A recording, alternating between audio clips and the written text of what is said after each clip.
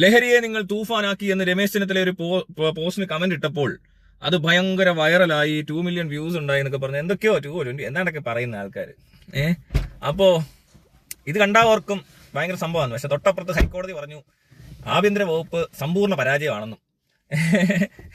അതെന്താ അങ്ങനെ? കമന്റ് ഇടുന്നത് PR വർക്കൊക്കെ നല്ലപോലെ നടക്കുന്നുണ്ട്. പക്ഷെ മറ്റേ പുറത്ത് കാര്യമായ വർക്ക് ഇല്ലാത്തതുകൊണ്ടായിരിക്കത്തില്ലേ ഹൈക്കോടതി അങ്ങനെയൊക്കെ പറഞ്ഞത്. ഓൺലൈനിൽ താരങ്ങളാണിപ്പോ ഇവരെല്ലാം. ഈ മോഹൻലാലിന് പഠിക്കുവാണോ? പടം റിലീസാകുമ്പോൾ ഭയങ്കര തള്ളി മറിക്കാൻ കുറെ ആൾക്കാർ. എനിക്ക് തോന്നുന്നു ഈ ഓൺലൈൻ മീഡിയക്കാർക്കൊക്കെ പൈസ ചില്ലറ കൊടുത്തിട്ടുള്ള പണി മാത്രം നടക്കുന്നുള്ളതെന്ന് തോന്നുന്നു. അതെല്ലാം കൂടി ഇതിനകത്തോട്ട് പോയി സ്റ്റേജ് കെട്ടി പരിപാടി അവതരിപ്പിക്കുക, നാട് നീളെ തൂഫാനാന്നും പറഞ്ഞുകൊണ്ട് പബ്ലിസിറ്റി കൊടുത്താൽ ഈ പരിപാടി നിൽക്കൂ. പോട്ടെ, എന്തിനാ ഇവർ മദ്യത്തിനോട് എന്താ ഇവർ ചെയ്തുകൊണ്ടിരിക്കുന്നത്? ഈ പറഞ്ഞ പലർക്കും ബാറൊക്കെ ഉണ്ടല്ലോ, ആദ്യം അതങ്ങ് പൂട്ടണ്ടേ? ലഹരി വിരുദ്ധതയാണ് ഉദ്ദേശിക്കുന്നതെങ്കിൽ പലരുടെയും ബാറുകളൊക്കെ പ്രവർത്തിക്കുന്നുണ്ട്, പല വലിയ ആൾക്കാരുടെയും ബാറ്. അപ്പൊ രമേശ് ചെന്നിത്തല ഈ ഡയലോഗ് അടിക്കുന്ന സമയത്ത് പല ബാറുകളും ഇവിടെ പ്രവർത്തിച്ചുകൊണ്ടിരിക്കുകയാണ്. കഞ്ചാവ് അടിച്ചുകൊണ്ടിരുന്നവർ, MDMA അടിച്ചുകൊണ്ടിരുന്നവർക്ക് ഇപ്പൊ അത് കിട്ടാതായിട്ട് ബാറിൽ വന്ന് കള്ളു കുടിച്ചിട്ട് പുറത്തിറങ്ങി നല്ല പ്രശ്നങ്ങൾ ഉണ്ടാക്കുന്നുണ്ട്. നാട് നീളെ അടിപിടി വെട്ടുകുത്ത്, പിന്നെ ഒരുപാട് എന്താ പറയുക തട്ടിപ്പും വെട്ടിപ്പും മോഷണവും പിടിച്ചുപറിയൊക്കെ നടക്കുന്നുണ്ട്. പിന്നെ ആളുകളെ കാണാതായിട്ടുണ്ട്, ഒത്തിരി പേരെ കാണാതായിട്ട് ആരെയും തിരിച്ചു കിട്ടിയിട്ടില്ല. അപ്പൊ ആഭ്യന്തര വകുപ്പ് പരാജയമാണെന്ന് ഹൈക്കോടതി പറഞ്ഞിട്ടുണ്ടെങ്കിൽ അത് ശരിയാവാനാണ് സാധ്യത. കാരണം ലഹരി വിമുക്തത എന്ന് പറഞ്ഞിട്ട് ഈ ബാറൊന്നും നല്ല രീതിയിൽ പ്രവർത്തിക്കുന്നുണ്ട്, ബാറിൽ കൂടുതൽ ചെലവായെന്നും പറഞ്ഞുകൊണ്ടും വലിയ മദ്യത്തിന്റെ കച്ചവടം കൂടി എന്നൊക്കെ പറഞ്ഞ് അടുത്ത് തന്നെ വാർത്ത വിടും. ബാറിലെ കച്ചവടത്തിന്റെ വാർത്ത കിട്ടത്തില്ല, പക്ഷേ മറ്റേ ബീവറേജസിന്റെ വരും. അപ്പൊ ലഹരിയുടെ പുറകെയുള്ള പരിപാടിയൊന്നും അല്ല ഇത് നമുക്ക് നമ്മുടെ കച്ചവടമൊക്കെ ഒന്ന് പുഷ്ടിപ്പെടുത്താൻ വേണ്ടി കുറച്ച് കഞ്ചാവിനെയും കുറച്ച് MDMA കേസ് ഞാൻ പറയുന്നില്ല.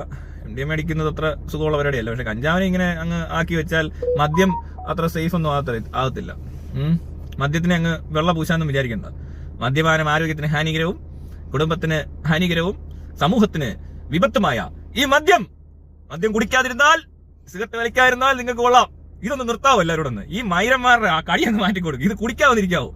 ചുമ്മാ കള്ളം കുടിച്ച് തീർന്നു പിരിഞ്ഞ് നടക്കുക. ഈ രണ്ടും അങ്ങ് നിർത്തിയാലുണ്ടല്ലോ ഈ പറഞ്ഞവന്മാരൊന്നിനും പിന്നെ അനങ്ങത്തില്ല. അവർ വീട്ടിൽ കൊണ്ട് തരും. വിലയൊക്കെ കുറച്ച്, ഇത്രയും ടാക്സ് ഒന്നും എടുക്കുന്നില്ല, എന്തെങ്കിലും തന്നാൽ മതി എന്ന് പറഞ്ഞ് പുറകെ വരുത്തണം. പക്ഷെ ഇതിന് ഭയങ്കര അഡിക്ഷനാണ് ഈ മദ്യത്തിന്. സിഗരറ്റിന് ആ പ്രശ്നമുണ്ട്, അതുകൊണ്ട് അത് നടക്കത്തില്ല ആളുകളെ കൊണ്ട്. അത് അറിഞ്ഞുകൊണ്ടായി ചെയ്യുന്നത്. എന്നാൽ കഞ്ചാവിന് ഉണ്ടെങ്കിൽ എന്തെങ്കിലും വെച്ചാൽ ആൾക്കാരെ പഠിക്കാതെ ഇരുന്ന് കളയും കുറച്ച്.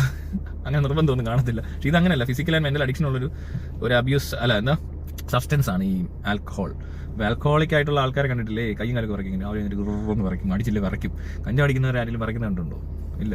അപ്പൊ ഞാൻ പറയുന്നത് ബാർ ഓക്കെ, മദ്യത്തിന്റെ വിൽപ്പന അത് ബാറുകൾ മാക്സിമം ഒന്ന് പൂട്ടാൻ നോക്കുക ആദ്യം. കാരണം അവിടെയാണ് ഏറ്റവും കൂടുതൽ ലഹരി കേരളത്തിൽ പോകുന്നത് എന്നുള്ള കണക്കും എല്ലാം പുറത്തു വിടുന്നുണ്ട്. ഇടയ്ക്കൊക്കെ കോടികളുടെ ലഹരി വിറ്റിട്ടുണ്ട്. അപ്പൊ ലഹരി വിരുദ്ധതയെ പറയണ്ട, ഇത് മറ പിടിക്കുന്നു. ഈ പറഞ്ഞ കച്ചവടത്തിന് ഞാൻ പറഞ്ഞില്ലേ, ഒരിടത്തിൽ ബാങ്കുകളൊക്കെ വരുമ്പോൾ തൊട്ടപ്പുറത്തെ സൂപ്പർ മാർക്കറ്റിൽ ബോംബ് ഇട്ടുമ്പോൾ പോലീസും ഫയർഫോഴ്സും മീഡിയ നാട്ടുകാരും എല്ലാം അങ്ങോട്ട് ഓടുമ്പോൾ ഇപ്പുറത്തോടെ ആ ബാങ്കും കവർന്നുകൊണ്ട് പോകുന്ന കുറച്ച് ആൾക്കാർ വന്നിട്ടുണ്ടെന്നേ ഉള്ളൂ ഇവിടെ. അല്ല കൂടുതൽ വലിയ ഡെക്കറേഷൻ ഒന്നും വേണ്ട. ഇത് കണ്ടറിയാം.